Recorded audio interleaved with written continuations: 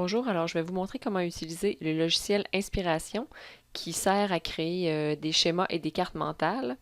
En fait, je vais vous montrer comment créer une carte mentale parce que je trouve que la création de schémas peut facilement devenir un peu brouillonne on peut mettre des bulles et des flèches qui vont un peu dans tous les sens. Je trouve que ça devient difficile de s'y retrouver. Donc c'est pourquoi je préfère les cartes mentales.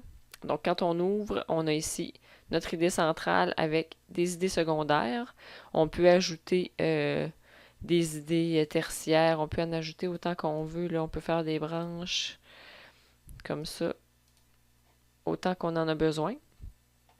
Puis ensuite, pour commencer notre schéma, on clique ici sur idée centrale. On va écrire technologie adaptée. Puis, on va venir cliquer sur la branche ici. On va écrire lecture. On clique sur l'autre branche. On écrit écriture. Et ainsi de suite jusqu'à ce qu'on ait fait le tour de nos idées. Donc, on a un schéma.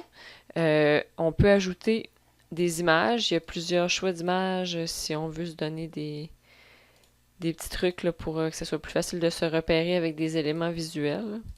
Je pourrais par exemple mettre ici une paire de lunettes pour lecture. Puis, une fois qu'on a ça, si on désire écrire un texte à partir de ce document-là, ben, on a juste à aller ici en bas sur plan. Puis, à partir de ce qu'on a fait, ça va nous faire un plan. Puis, pour revenir à notre carte mentale, on a seulement à cliquer sur carte. Donc, les deux principales fonctions, dans le fond, d'inspiration, ça va être de faciliter l'étude en mettant tous les éléments comme ça visuels qui sont faciles à voir en un seul coup d'œil. Puis, deuxièmement, de construire un texte. Je vais aller vous montrer aussi si on va ouvrir un nouveau document. Quand on arrive ici, il y a beaucoup de choses là, qui peuvent nous aider. On peut par exemple aller dans rechercher un modèle.